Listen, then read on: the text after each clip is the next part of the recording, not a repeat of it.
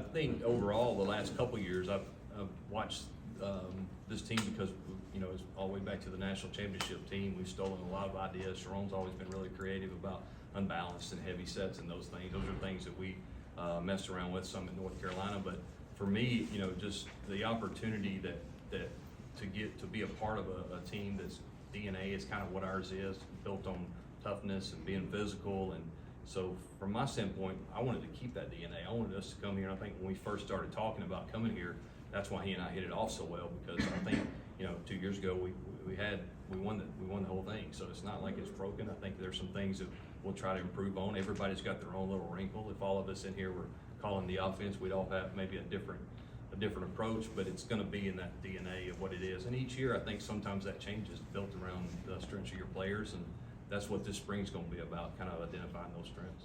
I think anytime you sign a high-profile guy that's you know, as a freshman coming in these days with, you know, as good a job as everybody does of knowing, you know, it used to be when I was growing up, sometimes you wouldn't know about guys, right? And now 30, 40 years later, whatever, you know about everybody, it seems like. And, you know, having those guys come in before, I think is always fun, it's exciting. But at the end of the day, it's really about what they do out there on the field. If he's ready to go, he'll play. If he's not, then we'll get somebody else ready to play. But so far, I love his approach. He's been he's all business, man. He loves football. That's the most important thing. And he really wants to be the best player he can be. He wants people to push him.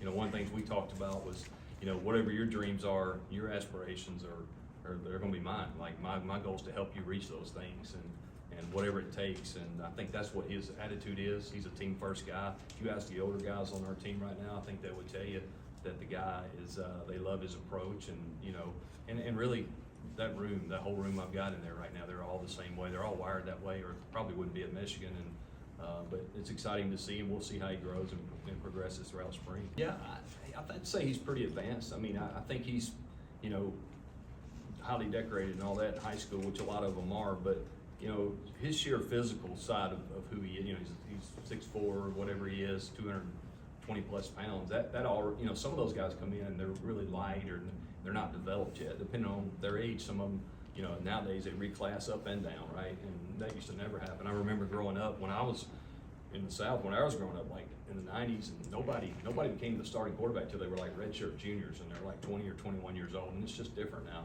I think kids are more advanced in general throughout the country. A lot of trainers now start with these kids really young, and you go to different parts of the country when you're recruiting, and you can tell, like, hey, these kids, they've been working a long time. They all have these trainers and so forth. But he's very, very advanced physically, and I think for him, the speed of the game is always something you worry about. You know, coming into college compared to high school, and then how much can he handle? But really, that goes with all of them. You know, Jaden Davis has not played a whole lot. Mikey's here now, and he's got some experience, but not at this level here. So it's all going to be a lot of fun to kind of mix and match it and put them in those situations. I think our job this spring is to put those quarterbacks all in different positions and see how they react. You know, who handles things when it's a third down pressure day, who handles it the best? When it's a red zone day, who does what we're supposed to do? Who can manage the huddle? Who can connect with a team? And you know, at the end of the day, it's about who affects the other 10 guys the best. I think it's the guy that's going to play.